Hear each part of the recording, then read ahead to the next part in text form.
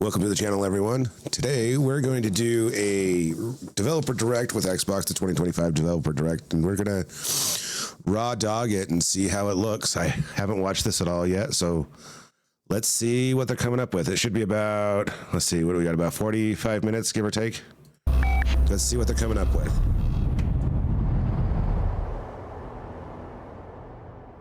Xbox Game Studios presents Water. It's great.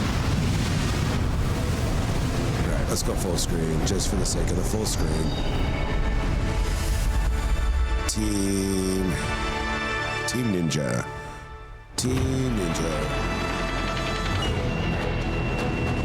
All right, what do we got going on here? こんにちは、光栄テクモゲームズチーム忍者の安田文彦です。 Techno Games, Tecmo. 今日は皆様にチーム忍者が長く大切にしてきたアクションシリーズの新情報を発表できる機会をいただけてとても嬉しく思います。早速ですが、こちらをご覧ください。 Just turn the audio down to that, just a hair. All right, so what's Tecmo come up with? They do Ninja Gaiden. The Dark Dragon, youngest of the divine dragon gods. Well, Team Ninja, I guess, is part of Ninja Gaiden. Was ultimately thwarted through the But efforts. I don't know if they really released. Well, I know they've released a few things, but However, the Dark Dragon's husk remained. ooh, the Dark Dragon's husk. Whoa, An endless downpour of I actually kind of like that. The abandoned Tokyo continues its struggle against chaos to this day. Okay, so we have some sort of a ninja type character, Mission. and if that's a character from something I don't know, Subi.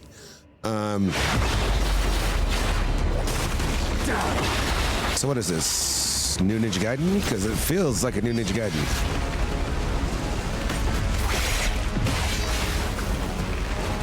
No escape. Ninja Gaiden to me was like one of the first Souls-likes. So before they had a category for Souls-likes, because Dark Souls, Ninja Gaiden was was hard for what it was. Took a certain level of patience and skill to play through it. And this looks very similar.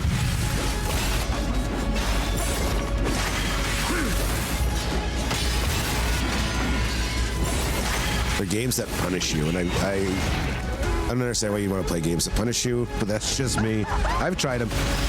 I've tried the Souls-like games and the harder games, and I just maybe I can't get good, but I'll pass. All right. Ryu Hayabusa. Oh shit, that's Ninja Gaiden. Yep. Whatever your clan is plotting. Or is it like a remaster? I don't know enough about the series to know if it's a remaster or if they're starting over.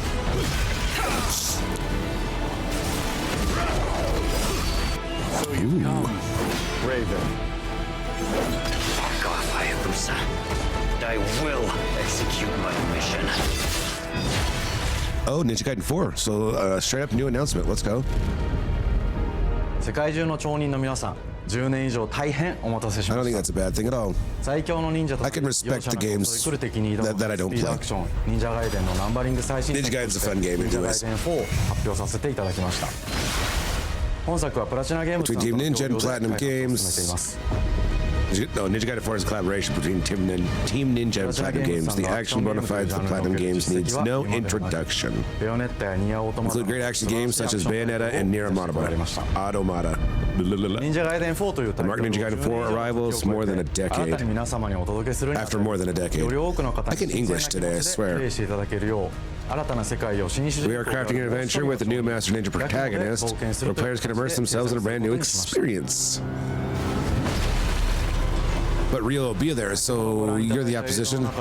リュウハヤブサも We'll play a pivotal role in the story. 彼は今回も物語に密接に関わってきます。なぜヤクモとリュウハヤブサなったのか、リュウハヤブサが戦う目的は何なのか、本作の物語の中で Clash with Yakuma. Yakumo? Back of Hayabusa, I'll execute my mission. Back off. The story takes place in Tokyo, which has been devastated by the reign of Dark Rot caused by the Dark Dragon. Now, I'm assuming that has something to do with the other games, of course. The rain signals the Dark Dragon is still alive. Peace will not return to Tokyo until the rain comes to an end.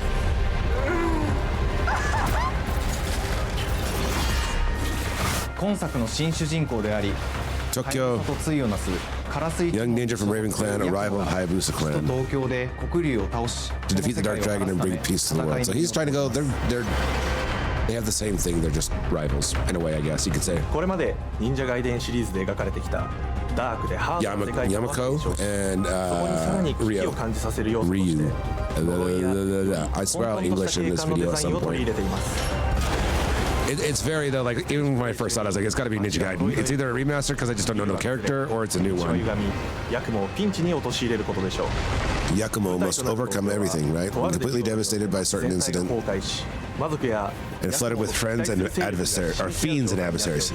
環境全体がプレイヤーに牙を向くように感じ So られ it's る all はず like です it's like tech samurai shit,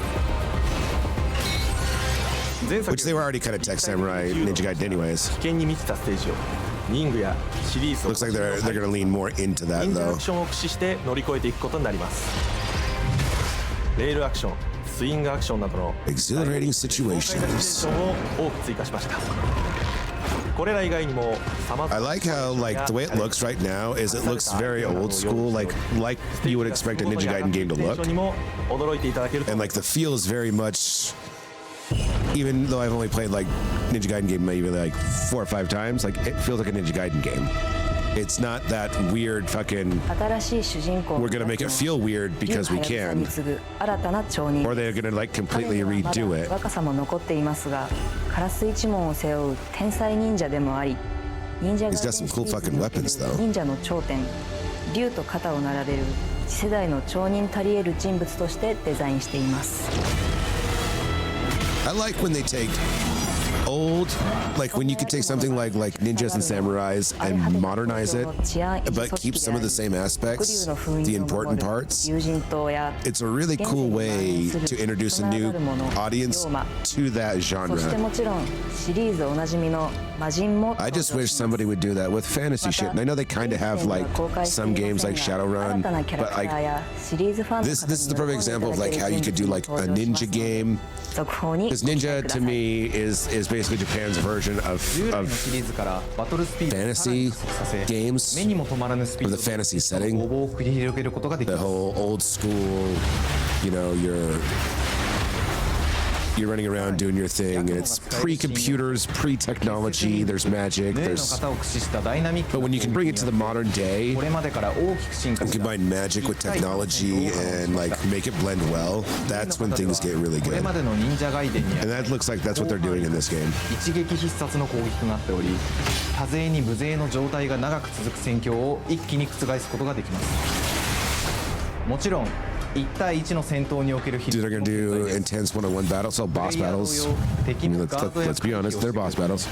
緊張感のあるフェアな戦闘を味わうことができます Bam, bam, 敵 bam, の bam, 動き bam, をしっか bam. りと捉えながら一瞬の隙を They're focusing a lot on this game. I remember, I think I saw a rumor last week was Team Ninja was making a game, and they were gonna show it at the direct. But like, さらなる進化を感 is じられるかと思います I think they're leading with their biggest breaking news thing and doing the biggest video に about 関 it, しては手触りバランス調整など細部にわたり日々議論させていただき which could be 会社の disappointing 垣根を越 because えた密なや that り means 取 the りを direct's not gonna have a whole lot of other things in it other 本 than 作の主人公 this. であるヤクモは竜とは一味 And then 違う dabble in アクシ some ョンを other 有していますがその中でもしっかりと忍者ガイデンらしさを感じていただけると思います例えばカラス、ヌエ2つの型があるという点がヤクモの大きな特徴 That was a good example of what Ninja Gaiden is to me. They're all fucking sword sponges.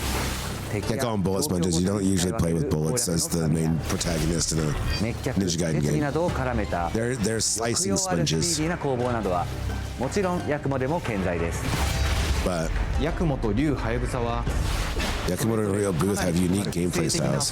So what they're doing, basically, from what I can see, is they're doing a Devil May Cry 4. バリエーションを楽しむことができるように They're bringing in the new young protagonist to feud with the old protagonist. そして竜 And the story is going to work together where, yeah, at first they don't really like each other and they fight, but then eventually they're going to have to join teams. I'll guarantee you that's the point of the story. I'd be surprised if it wasn't. It's a tried and true trope of like when you want to bring a new younger audience into a story and you want to find a way to do it because he's so similar to Ryu. スピーディーなアクションや He's so similar to Ryu. の取り入れ but he's just different enough that he's younger. His moveset in the game's different than Ryu's will be. They did, like I said, they did that in Devil May Cry 4 when they brought in fucking Neo. And Neo looked almost like Dante, but he wasn't Dante. He was different, and his power set was different, but he acted like Dante. So, which ended up finding out he's actually Dante's nephew, but that's beside the point. It's the story of like, let's bring in a younger character that the kids can get along with. Or not get along with, but they can, compare. Relate to. There we go. I can't language today. Man. It's definitely a Friday here. I can't language. One more thing we are excited to announce. All right, take a look. So are they releasing 2 new games? Another Team Ninja game, okay. Ryo? It's a remaster, isn't it?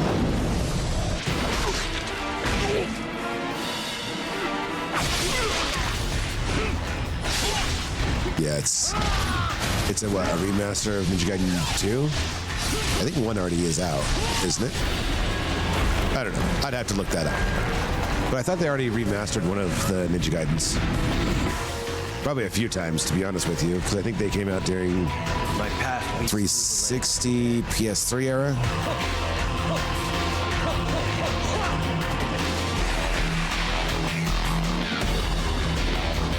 And thus the sun sets on the Dragon Ninja bloodline. The Dragon Ninja bloodline. Ooh, he's a little horny. Go back to hell. Go back to hell. As they're like creatures from hell. It's like, I get it. I get running with the joke, but it's funny. It's like, it's a trope that you always do when they're in hell. Ninja Gaiden 2, Black. Yeah, it's the remaster of 2. 忍者ガイデン2のオリジナル版は2008年に 360 in 2018. Okay, so I was right. 表現とハイスピードなバト I ル vaguely remember this scene, actually, they're showing right now. 本作忍者ガイデン2ブラック You fight this guy on top of this blimp thing, and he's a fucking pain in the ass to kill. And that's where I got, 忍者ガイ like, デン2の完全 I got to the point where I was like, I didn't care anymore. I didn't want to play it. I didn't care. 綺麗なグラフィックでお楽しみいただけるのはもちろんリュウハヤブサに加え綾音 He kept kicking my ass, and like I was barely doing any damage to で him. 登場しますそして本作は本日コンソール PC そして I'm pretty sure that was that game. It was Ninja Gaiden 2. 発売となります忍者ガイデンシリーズを長年 Ninja Gaiden Black 皆様はもちろんのこと本日忍者 So ガイデン 2, they're saying 2 is going to be on everything, 忍者ガイデン PC. 4の発売前にぜひ本作をお楽しみください If I recall correctly, when it originally came out, it was only on PlayStation. 今年は Or like he said 360 in 30周年の節目であり本日発表させていただいた忍者ガイデン4 The year of the ninja. Let's go. Let's bring your ninjas back. ぜひ忍者ガイデンシリーズの展開にご注目ください I mean, zombies in the game industry have kind of got played out now. They over fucking did it. Let's bring ninjas and pirates back. I'm just saying, pirates are kind of already here, kind of. They're there. Let's be honest. The pirates need the ninjas' help so that they can, come back up to relevance. And then somebody needs to make a game where it's ninjas versus pirates, and you just play ninja versus pirates. You could really decide who's going to win, ninjas or pirates. I'm not gonna lie, this game looks really interesting, but the initial previews the game journals have been doing, it doesn't look here in good. Montreal, Canada. At our studio, we It just, care about world building. unfortunately, it does We not. treat the setting almost It does not sound like they're trying very hard to make it very unique. They're focusing more on the story rather than gameplay. We draw inspiration from the landscape to shape mood. And like sometimes that works and it can be good, but For South of Midnight, our third-person action-adventure game, the story and characters bring a folkloric Deep South to life. This gave us a chance to explore Southern. because I like the aesthetic of this game. The The style I think is really unique. Hazel is at the forefront of our It's not story. realistic, but it's also not cartoony. It's kind of that middle ground somewhere where it's the best of both worlds. So, and that's the animation's weird because it has like she has like this jittery, almost like claymation thing going on. This ain't my first hurricane. I know what to do. As long as you didn't forget the Flashlights and batteries. Oh, shit, we got 5 minutes. So let's go. Wouldn't be rushed if you didn't. the whole concept seems really entertaining. It seems kind of like Said we wouldn't be rushed if you didn't waste all that time. what's that one that just came out? Was it Kenna or whatever? You want to Not bring Kenna. this That's up not what I right was saying. now. I'm just saying. Hazel, please. What is the name of that game? We Oh my might god. need some help. I might need some help. While you're out helping everybody else. There's that game that's on. Well, I'll look it up later. I don't remember. It's the one where you have like the little wisp. It came out on PlayStation first. You have the little like forest creatures with you and shit. Hazel may start her journey as a typical 19-year-old, but disastrous events will push her into a darkly magical world where The weird animation is what would almost make me not want to play it at all. Just because of how it's magical power that it's this jarring, trajectory. weird kind of animation.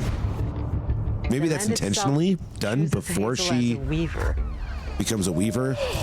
Since now we know can see that little beyond point. the surface and tap into a deeper reality, the grand tapestry. Weavers can see the fabric binding our worlds, connecting people, nature, and echoes of the past. Keep those hands to yourself. Hazel can perceive both the mystical strands and stigmas in the world. Through her newfound power, she reweaves these stigmas and mends the afflicted creatures she encounters. As Hazel discovers her power, the world gradually shifts. It even has a very similar surreal, tone to that revealing game. creatures from the old folktales actually exist. You up here, my salvation. Among them is good old Catfish, the storyteller who becomes both the guide and companion to Hazel across the game. It ain't every day I hear about a new weaver such as yourself. Would you kindly do your weaving thing Jeez, and I help me can't seem down? to stop coughing. Meeting Catfish marks the true beginning of Hazel's journey. All of Hazel's arsenal and powers are designed around textile crafting and traditional spinning wheels. Her weapons include a spindle, 2 A wooden spinning wheel, and a huh? distaff. Like a top? Her magic abilities manifest with supernatural God. lace-like patterns, blending the traditional craft with mystical elements. Hazel engages with the world through a variety of movement abilities. Those abilities also help Hazel progress on her journey. As her Oh, it is journey Kenna. unfolds, Kenna in the Hazel Bridge of will Spirits. master new weaving abilities, Okay, so I was right. using them to traverse the world, Whoops. conjure Kenna objects, Bridge of Spirits. though. That game, I tried that game. and It's confront adversaries. there's more detail to that game than people think, Combat is and I about think people need to give that understanding game a and better adapting shot. different I need to enemy give it a better archetypes shot. known as Aints. The manifestations of corruption Hazel encounters. These hates trap Hazel in combat until she unravels them, destroying them in the process. Each Aint has its own unique moveset, strengths, and weaknesses that you'll need to learn and adapt to. For example, the slug burrows on the ground and unleashes devastating strikes from afar, while the Ravager closes the distance with chilling speed. Hazel can counter these threats with agile melee abilities to execute powerful combos. See, the combat doesn't seem right. Like something about it feels off. But close combat is risky and can backfire because Aints have powerful defensive abilities. Mastering your magical skills become the key to gaining the And it just feels like, even watching it, it feels clunky. pull, Like, and weave. Or some of the spells. I like the idea of weaving the spells, but it just really seems clunky, to be honest. Pull distant enemies close to start melee combos. Push them back to interrupt and stun their attack. And if it's just going to be like a clunky playthrough of stuff, I wouldn't want to play it. Like the combat would make me not want to play. Creating I mean, granted, if this is an Xbox game publisher direct, it should be more than likely it'll be on Game Pass. Once near death, enemies can be unraveled. So I would try it that way, but to be honest, it's the way it feels. If it wasn't on Game Pass, I wouldn't play it. And reducing ability cooldowns. If you play your combos right, you can enhance Hazel's combat readiness and keep on chaining her abilities.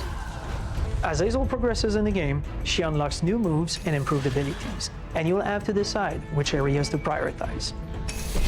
The upgrades will change how you approach combat, like enhancing area of effect attacks, or refining push and pull skills to improve precision and make them feel. And then maybe it's just early combats in the game. So you know, in most games you play early combat, the combat doesn't always feel great, and when you first start, but the more you play it, the better it feels.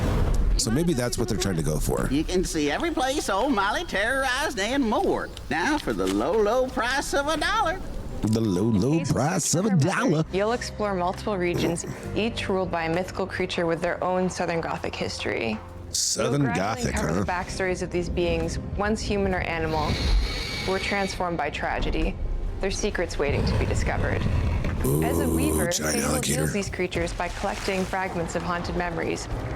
We call these echoes, which reveal each creature's past. Echo. Hazel must experience these echoes before she can mend So them. echoes are part of storytelling, which is cool. That's a good idea. Do that to someone. We design each region to reflect the creature that's been doomed to wander it.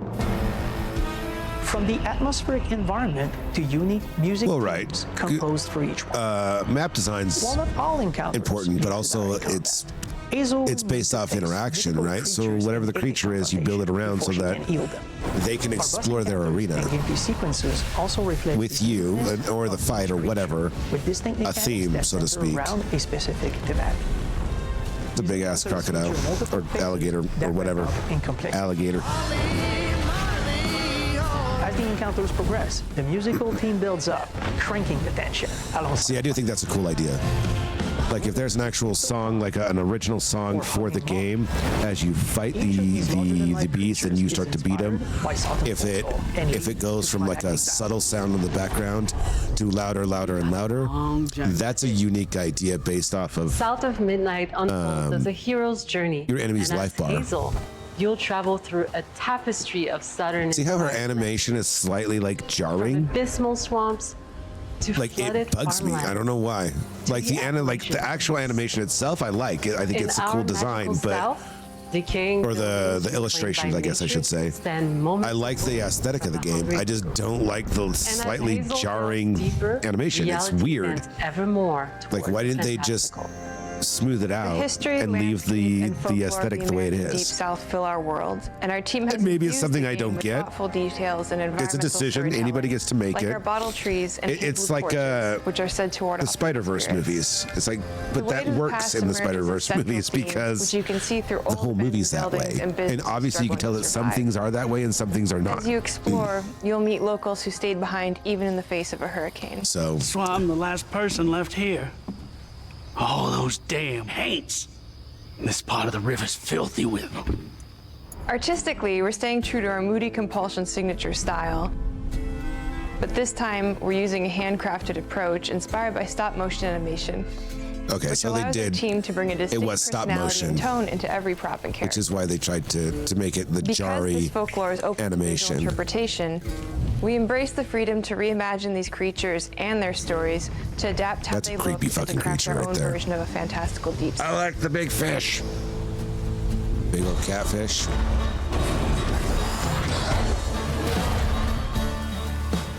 At Compulsion Games, we love to craft around central themes. We're lucky to have talent across all our disciplines that collaborate to give South of Midnight such a unique personality. We hope you enjoyed this deep dive. It's a very DEI game, though. You can tell just by the way it looks. On April 8th. And I don't necessarily disagree with the theme of the game or the main character, but you can tell by the way they're doing it, a lot of it is a very DEI push in a game, which is fine. I don't get a say in how that works, so I have no choice but to be fine with it. I don't care. This is their company running their way. Sandfall Interactive. Okay, let's see what this game is. Well, if it's an interactive, and generally those games would be like narrative-based games. Bonjour, everyone. We are Sandfall Interactive, and welcome to our manor.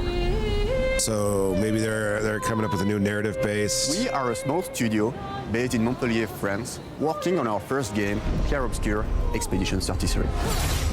Oh no, this is not. Turn-based RPG. Oh wait, I've set in seen the a little bit of this fashion before. Late 19th century Belle Epoque France. Here we are. Our adventure in game development actually started as a solo passion project. I wanted to create. It very much has an animation menu thing in combat, kind of like. But that fully leverage the latest. Oh my gosh, I forget the name of the other games, but it's new features. And took place in it's a game I don't play. That's why I don't remember it. I knew but I needed help to realize my. The animations for the fighting look turn-based. And you will get it. And Guillaume and I started trading ideas right away, and that quickly turned into trading files back and forth. Soon, I was creating the first prototypes of the reactive turn-based system, combining real-time offense. So it is turn-based. Well, it's kind of both from the sound of it. Things really clicked when we tested the first version of those features. We felt we had something both challenging and fun. As Tom and I went back and forth and iterated on game elements, a vision started to come together, and I shared it with an old friend from university. And I shared it with an old friend. Both passionate gamers, and when he described the project, I quit my job the following week and joined the team without hesitation. He's like, peace out. I believe that in video games, I'm going to play this the way I want to play this. Strong creative. This is my life. And we had that defined by 3 core elements. A story with great emotional depth. Gameplay that innovates on the classic. I don't like turn-based. I like the animation style for the menus and stuff is really cool. And immersive. And I like it. It seems like it's going to be a cool game, at least a little bit we've seen so far of it. Shared vision and the drive to make something great. Turn-based games are not for me. That's why I can't. I think that's why I can't stick out Baldur's Gate 3 for more than a couple sessions every now and then. Core to every great RPG is a compelling story. I don't understand the turn-based thing, like why people like it so much. It's too.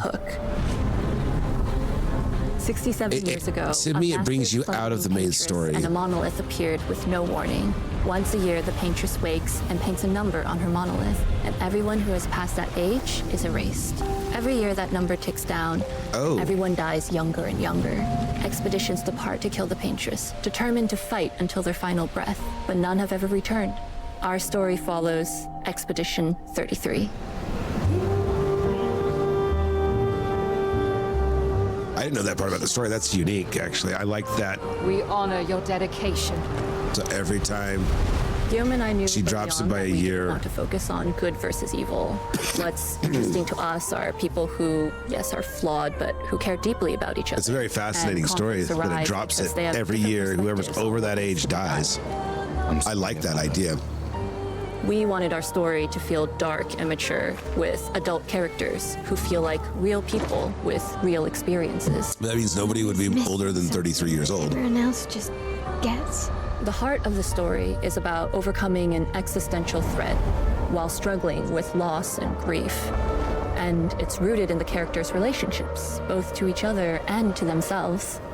What are we gonna do, huh? Tell me. So he wants to kill the paintress? In a world like this, how does one stay hopeful or make peace with their fate? What duty do we owe to each other or to ourselves? These questions are deeply personal to me, and they permeate the story behind the story. Know that Lumiere fights with you. Tomorrow comes Expedition 33. Expedition The characters all have their own motivations and perspectives.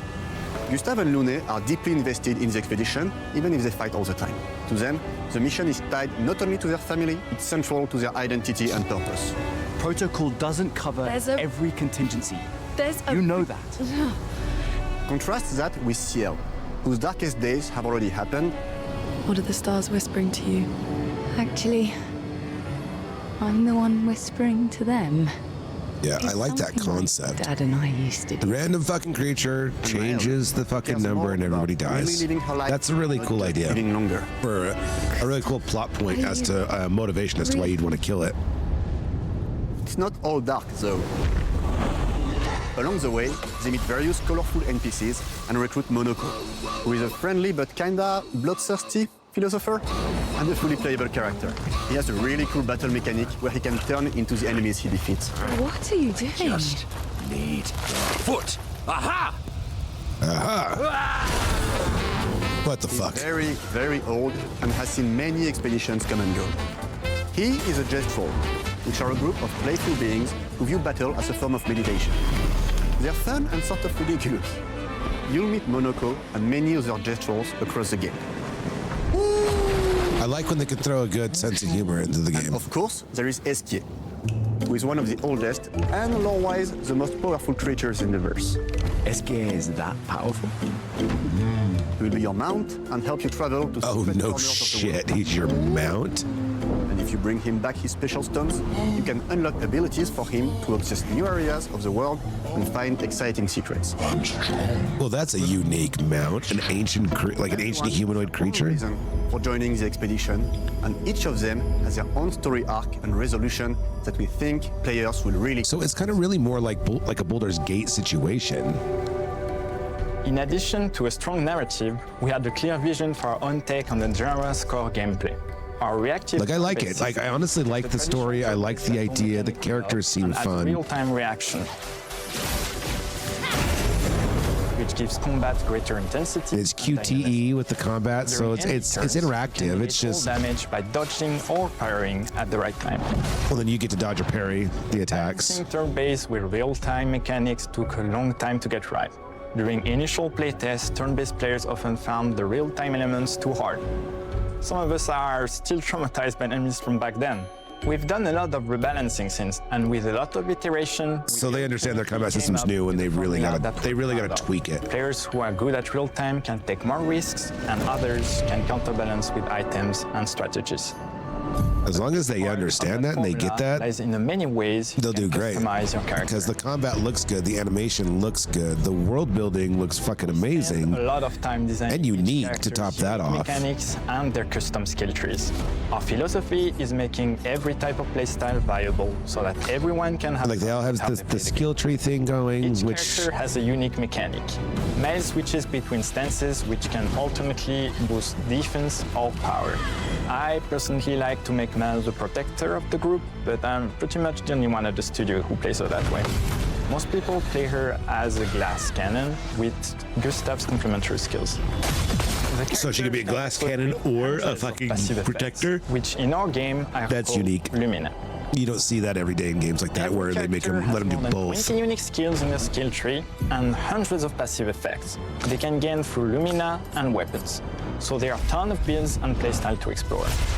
Needless to say, we can't wait to see how you choose to play and what kinds of builds And it's you out design today. that we probably That's not gonna never happen. even imagined.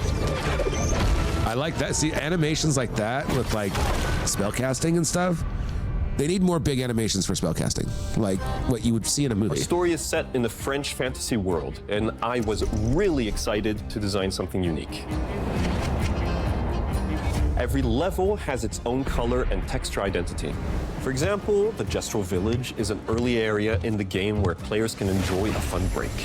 We wanted something that feels chaotic, grungy, and toy-like. It's basically a bazaar. The fuck does that mean? Disorganized, chaos everywhere, huts are unsafe, built without much thought. It's a place where anyone could fight you at any point, which is pretty much what the Gestrals are like. The Gestral Village is hidden inside the ancient sanctuary. The ideas here were forest, labyrinth, and sentinels. I designed it as a vibrant place, like an old graveyard of Gestrals, or forgotten wooden toys in a box, with two main colors, red and white. I wanted to make it feel cozy, hidden from danger, with traps and labyrinths in case enemies get in.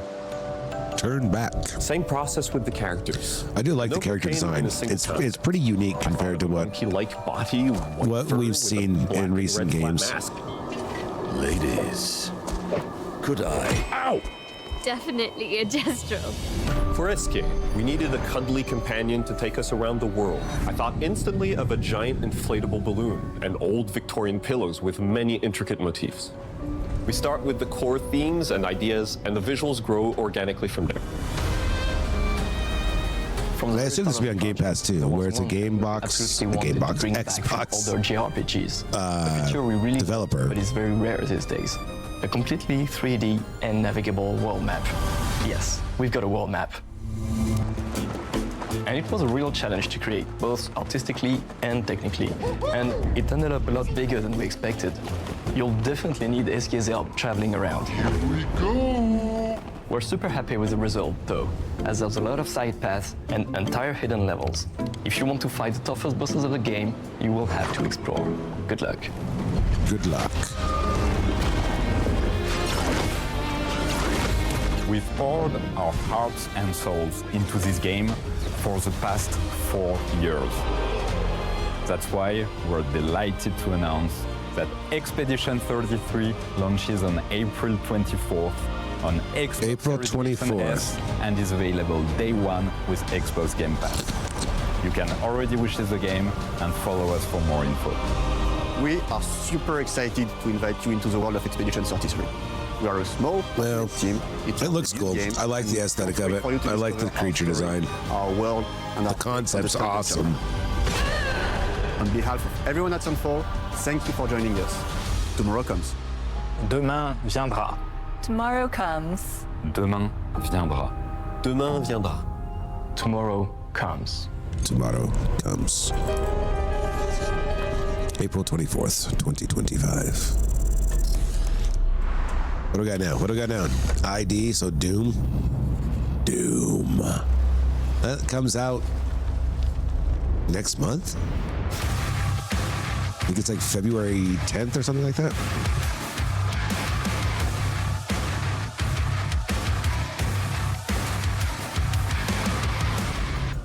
Doom.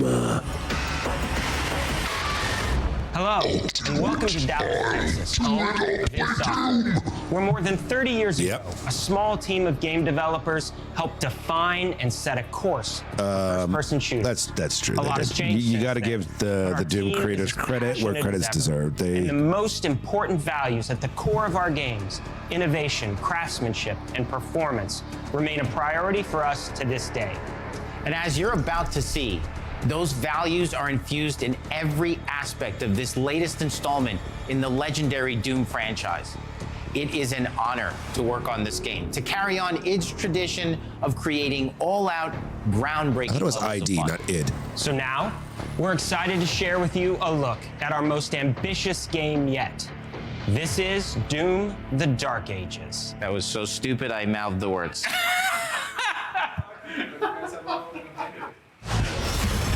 Doom: The Dark Ages. Now, is this like he's traveling, Doomslayer's traveling back through time? Or is this a different Doomslayer than Doom and Doom Eternal? In Doom: The Dark Ages, you will feel honestly like wanna the know. superweapon in the center of a medieval war against hell. Set in a cinematic sci-fi fantasy world full of locations to explore. See, Doom's world building is really fucking weird because it's like this is a prequel. The architecture throughout the world is very like fantasy, old school, but then their tech is advanced as shit. Franchise, That's the one thing about Doom that's super weird. I'm not saying it doesn't work because it works. And if you're a It's just longtime fan, different. then you'll be proud to see, in a lot of ways, the feel of the game is really a return to form. So let's break it down, starting with the combat. In Doom Eternal, you felt like a fighter jet. In Doom: The Dark Ages, you'll be an iron tank. Heavy, strong, but still fast. A grounded combat system with an emphasis on power over the acrobatics of Doom Eternal. And a balance between they're enemy grounding you, projectiles basically. and player movement speed that makes strafing to aim viable again, just like in the classic Doom games. But it's not all about nostalgia. Innovation is the goal, always. Couldn't be. And so for Doom: The Dark Ages, You should do it's better an all-new than that. world with new tools and new mechanics to master. Let me introduce you to the Shield Saw. The Shield Saw. I actually do think that's fucking cool. Throw. Parry. You add a chainsaw to weapons, like to a normal One input. weapon. It's contextual. It makes it more entertaining. I'm just gonna say it. It makes it way more entertaining. Every Doom Like when Gears of War came out with the chainsaw fucking rifle, it's like that is fucking In awesome. 2016, we asked you to run and gun. In Doom Eternal, it was jump and shoot. And in Doom: The Dark Ages, you're gonna stand and fight. I do like how they put the forethought into the combat to do different things. That's actually really cool. And the Shield Saw will give you the strength to go head to head with some of the biggest, baddest demons we've ever created at id. Blunk. That's not all. Because if you're gonna stand and fight, then you gotta have something to follow up that opening parry with. How about an iron flail? Iron flail? Electrified gauntlet. Okay, that's cool. Or even a doom spiked mace. That's right, Let's we have go. melee options that are part of a melee system, all on one input, complete with combos and upgrades, and it's totally awesome. And you can finish off the demons now with an all-new, unsynced, completely in the player's control glory kill system. From any angle, in and out, as you see fit, and it feels amazing. You'll feel. Why does the glory kill look like he's just kicking him? Your way through the board. What happened to the OG way of like the cool animations ripping them apart? But that's just 2 inputs. We got one more really important button that we haven't talked about yet. Okay. The trigger. That gun's grinding up skulls. I'm not gonna lie, that's fucking. That's right, we've saved the best for so last. Doom of it. And always will be all about the guns. And Dark Ages has some of the most ridiculously powerful weapons that we've ever created. Mean. Ancient. Ka-chow. Ka-chow. You want to take a shield to the face with a fucking chainsaw, you asshole. Minions of Hellwind. I like the design for the big guys compared to the like old school too. They did a good job on that. Foreseen, insanely fun to use tools of mayhem that only the Slayer has the power to wield. So let's take a look at some extended gameplay footage and see how these medieval mechanics synergize with the enemies and the environments to form the new combat loop for Doom the Dark Ages. Go, do it. Let's see.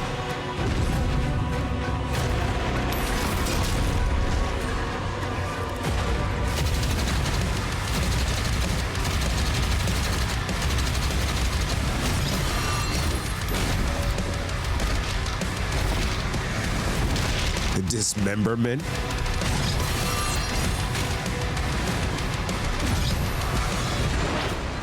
Oh, that's kind of cool, actually. I liked that. The unique ability.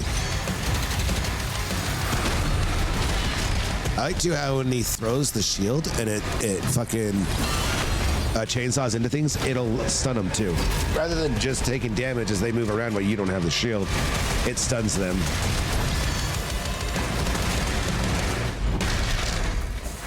And under the hood, for the first time in an id game, we've made our combat more approachable and flexible than ever before, with a new difficulty system and sliders that will allow players to tune the speed and challenge of the game to whatever fits them best. You can slow things down or speed them up. You can slow the game down or speed it up. And the gameplay doesn't end with just the Slayer. That's interesting. We finally have for you, you've been waiting for 2 games now, to get in and pilot your very own 30-story Atlan, which is a mech. It's the size of a building, it's powerful, and you can beat giant Titan-sized demons to death with your gauntleted fists. And if that wasn't enough, we also have for you your very own fire-breathing, Gatling gun-toting cybernetic dragon. Neither of these are one-and-done features either. They have a full suite of abilities and even mini-bosses. The spectacle is holy shit. Arrow Fantasy I like the mech idea. That's cool. And the combat systems behind these features are deep and tons of fun. That's actually very unique. And as cool as all that is, we know that fans of single-player action games expect more than just great combat. Well, you gotta be able to build up and then be a badass and do shit in the game. With you, not just the gunplay, but the world. Exploration. Okay. So is this an open world Your Doom? hero's journey will take you to the far reaches of the Doom universe. Mysterious worlds from the Slayer's past. Mysterious worlds. Dark forests. We don't know what's going on here, do you? Hellscapes, battlefields, and worlds beyond. And through exploration, you'll be unlocking new abilities and godlike powers every step of the way. Godlike Now armed with powers your trusty every shield step of the way. You're gonna cut. Don't forget about your godlike powers. And smash your way through environments full of secrets and treasures. Don't forget. Always something new waiting to be discovered or destroyed. Oops. Now let's take a closer look at just one of the many missions you'll experience in Doom the Dark Ages. In this level, you meet the enemy at the gates and save a city from certain destruction. Explore the medieval battlefield outside the castle walls. Go. Seeking out targets and enemy formations along the way. Go, go, go. As you see fit, with any gun you choose. Explore what is the largest play space ever in a Doom game. discovering secret caves and dungeon-like mines in search of vital resources. You control the pace of the game. Where you go, who you fight, and the objectives you pursue. It's a Doom sandbox full of war and riches. Doom. Once you've broken the enemy assault, it's your head back Doom to the main sandbox. gates, because the battle isn't over yet. No, it's not over yet. What is this thing? It's a big creature. You don't look so happy. And the soundtrack to your epic adventures will be composed by the award-winning team at Finishing Move, providing you with a metal soundscape that's loaded with guitars, medieval vibes, and pure adrenaline. You'll feel like you're expanding the legend of the Slayer with every mission you complete. Every mission? Are you sure? The story of Doom the Dark Ages, like everything else in the game, is big. That's a big-ass robot. It's a summer blockbuster event with everything on the line, and you are the star. I like how they're adding to it, though. Like, every time they release a Doom game, they're bringing more shit into With the it. Slayer imprisoned at the start of our story, the balance of power between good and evil is shifting, and time is running out. It's a new story and the perfect entry point for new players. It's easier to access now as we've taken the narrative out of the codex and into the cutscenes, featuring new characters, old allies, and powerful new villains. And for returning players, it leads directly into the Doom 2016 Slayer's Testaments. It's an action story worthy of the Slayer's legend. Doom the Dark Ages.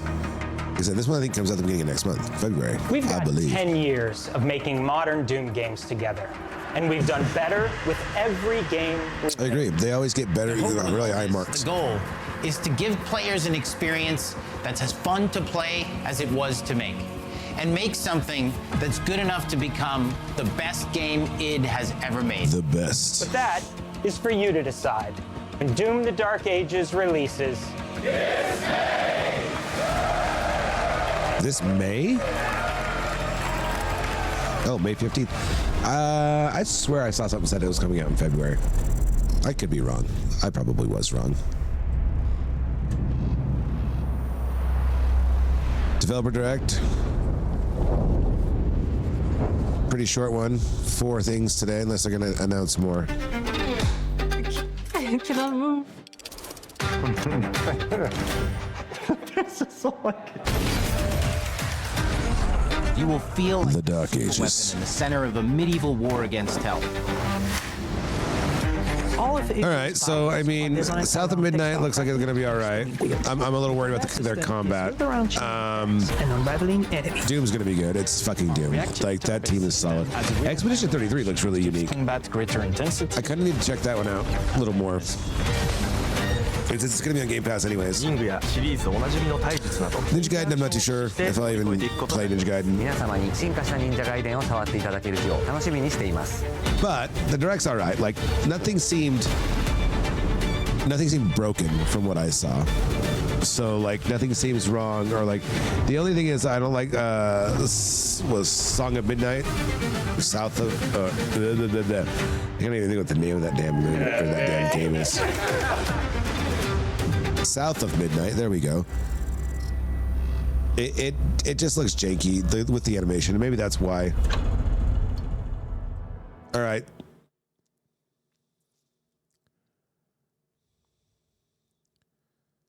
So that was everything right now, right? So we have Doom the Dark Ages. We have South of Midnight. So Doom the Dark Ages comes out May 15th. And South of Midnight comes out April 8th, 2025. Expedition 33, April. So really, and then no definitive date for Ninja Gaiden 4, just fall of 2025. So Ninja Gaiden's later half of the year. Expedition 33 actually does look pretty interesting, even though it's turn-based. Maybe if they can get the it's really QTE interactions done right, it'll feel better. South of Midnight, I don't like the animation style in that. I think that's what's gonna hurt it more than anything. And the combat seems a little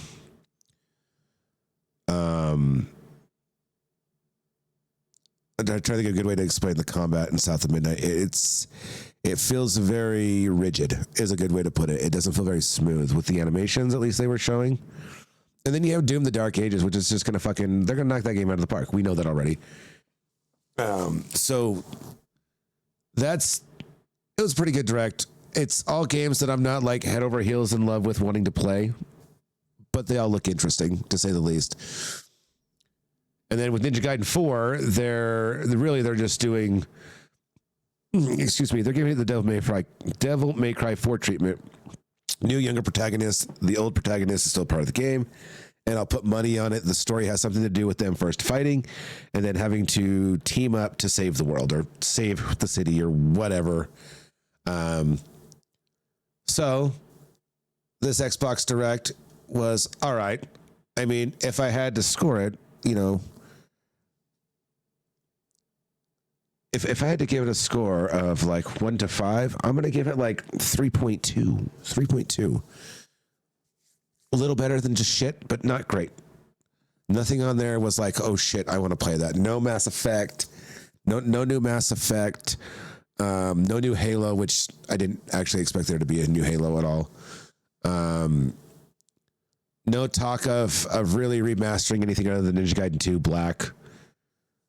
And they're focusing on a lot of newer IPs, even though Doom and Ninja Gaiden are not newer IPs. I see that they're trying to push some newer IPs, which I think is good. The industry needs that. We need to stop remaking shit in this world.